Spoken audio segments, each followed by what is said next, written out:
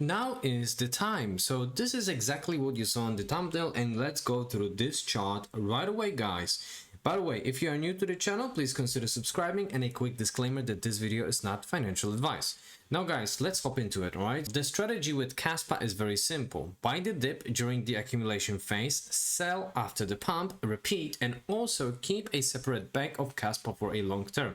And this is something that I'm doing, guys. So what we are going to look at over here is basically, the pump and accumulation phase, right? These two accumulations for Kaspa, right? So as you guys can see, every single time ever since Kaspa's inception on the chart, Kaspa is experiencing a pump and then the healthy pullback, right? Which gives us a perfect opportunity to accumulate Kaspa on a weekly time frame, by the way, right?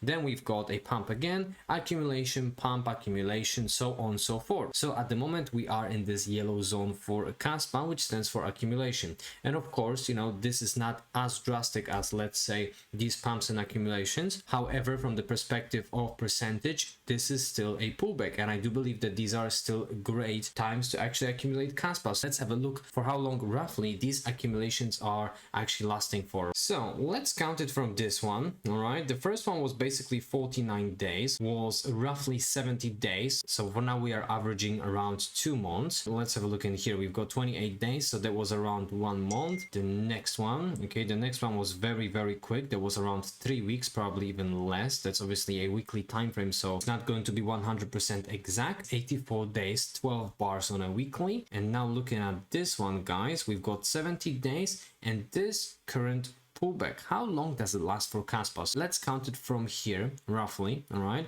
we've got 56 days, right? So the longest pullback for Kaspa lasted around 84 days. So do I think that this is a reason to be worried about? No, not really for Kaspa, to being honest with you guys. All right, let me actually delete all of these and let's go to a little time frame. All right, let's go to 4 hourly time frame and let's have a look what Kaspa is basically dealing with, right? So I have deleted all of the support and resistance levels, right, to make the chart a little bit more clean, to actually see what is going on. So if BTC is going to dip lower, we probably could expect Kaspa going to levels of 15 cents. Got a lot of support roughly in that zone, that area in here. As you guys can see, we've got touch in here and we've got obviously touches in here. Okay, so that's overall zone. This is somewhere where we can expect Kaspa to dip to if BTC is going to see the further pullback. And at the time of recording this video, BTC doesn't necessarily look very juicy, because we have basically pumped towards the highs of 65k for BTC.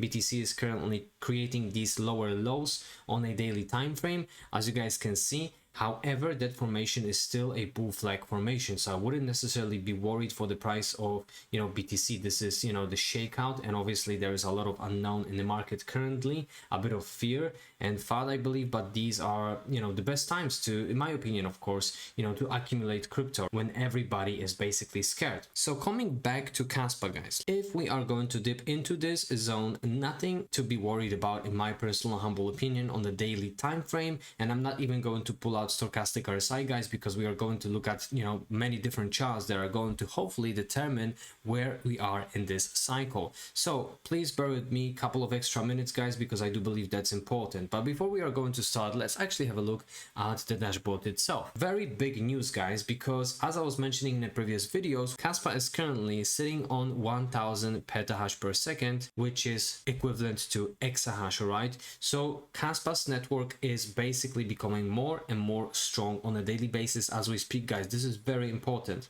The current reward is 92, the next one is going to be 87, and next reaction is scheduled in 2 days, and we are sitting at 85.7% mined. Shout out to Mr. Max, and he's saying that Bitcoin Bull Run 2.0 incoming. The current monthly consolidation looks a lot like the previous cycle when the price surged all the way to its all-time high. Back then the price also consolidated near the all-time high for months, with most people flipping bearish before it started climbing again. again. So guys, let's have a look. All right, so we've got the bottom, then we had the local top, and then we had the pullback. That was that monthly consolidation for BTC's price action, and then we have entered so-called bull run 2.0. Then we had obviously the bear cycle, and then we had the local top, right, that was basically hovering around previous all-time highs, and then this monthly consolidation, which can still last for a while. All right, I'm not saying that it will, okay, and then bull run 2.0. Shout out to Mr. Prop, and he's saying that altcoins are on a trend line that has been in a great importance for 5 years. In the past, every touch of this trend line has led to subsequent altcoin season. So let's have a look what he's talking about, right? We've got 2019, we had the touch, right? 2020, exactly the same thing, and now we've got 2023, 2024, right? So as you guys can see, currently we are basically experiencing a pump towards the upside. So let's see how this is going to play out, all right? And now guys, the same chart, however a little bit different perspective, all right? So this is a total crypto market cap that is excluding top 10 dominance on a weekly time frame, all right? So nothing has changed from the perspective of altcoins dominance on a weekly, all right? Altcoins are perfectly bouncing from the support that leads back to 2019. So guys, if we are going to look at the 2019, right, we have dipped slightly below, and here we have dipped again. 2023 we have perfectly touched and then bounced, and as you guys can see at the moment, this is where we are at 2024, right? However, there is a second photo which is zoomed in, and we are experiencing that bounce at the moment, okay? So this support is actually holding quite strong, and the question is, are we going to experience that altcoin season or actually the beginning of it? Let's see. And Mr. Quantin is saying that this is where we are at the moment, that pullback after reaching previous all-time highs, that proper rejection and then parabolic run towards the upside. Heck, let's see. El Crypto Prof is saying that these are good news, and August is the 7th consecutive month that has closed above the all-time high of 2021, and that in general, guys, is bullish, right? And long-term picture, of course. Another chart according to Mr. Titan, who is saying that BTC closed the monthly candle in the support zone. Next supporters are Tank and Red at 56,200 and Kijin Blue at 44,700. So from Ichimoku perspective, even if Bitcoin pulls back to these support levels, it still remains bullish. But of course, this is a monthly chart, guys, alright? Anyways, Mr. Trade and Tiring Grade is showing us 12 monthly chart for BTC. After 2012 halving, Bitcoin reached a peak with all-time high in the next year of halving. We expect BTC will reach the next all-time high in 2025, and you should hold up your backs, alright? So this is exactly what I'm doing, right? Guys, I'm not telling you what you should do, alright? This is just, my opinion based on what I'm seeing and what I'm gathering here for you on Twitter and overall on internet, which is obviously, public data that is available for everybody. This is created by Mr. Yoda, and he's saying that Bitcoin is currently getting squeezed on a low volume. Soon the consolidation will break with a strong move. Stochastic is showing the right picture. So let's have a look, guys. All right, we do have that consolidation, all right, oversold area, and that was basically coded in here, just like in here as well, and every single time Bitcoin saw a leg towards the upside. So is this going to be the same case?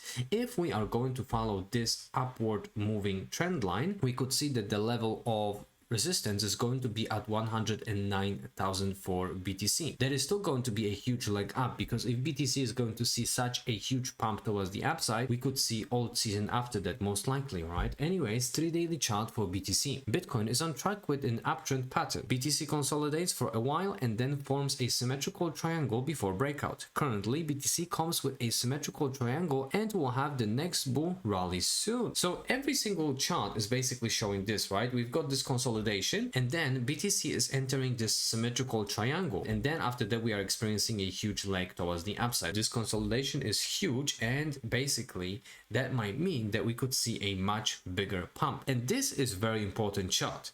Global money supply is about to break out. Not the perfect time to get emotional about some short-term price action, exactly, guys, because obviously the halving event is coinciding with global liquidity cycle. So if global money supply is growing, most likely that money is going to follow into risk on assets like BTC and then altcoins. Anyways, Mr. Prof is showing us these fractals again. Everyone is waiting for 53,500, but he thinks the low for BTC is here. Guys, this is the C19, or actually C2020 fractal. So we basically had this falling wedge, bull flag, whatever, but basically the price was going downwards. BTC's price was printing lower lows, and we have these crazy lows, right? After that, we had a huge pump towards the upside, and then we had a pullback, and we have retested this level as a support.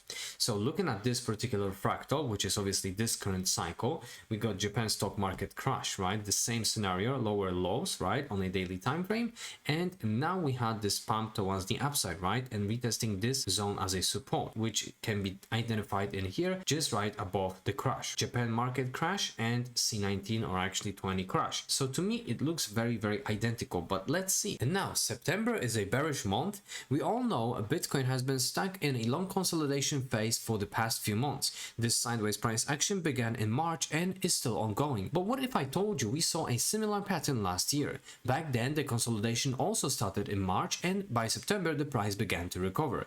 Over the next 7 months, Bitcoin's pumped by 195%. Will September be the turning point again? Guys, let's have a look, because you know he basically marked it on the chart, right? So we had in March, right, we had this pump, then we had June, then we had the consolidation towards the downside, and then retesting these local highs. After that we had a sell-off, and then in September things actually changed towards Bitcoin's favor. So this looks very similar. Could we see a pump towards the upside now for BTC? Heck, let's see. Thank you very much, and I wish you have a great day. Peace and love, crypto.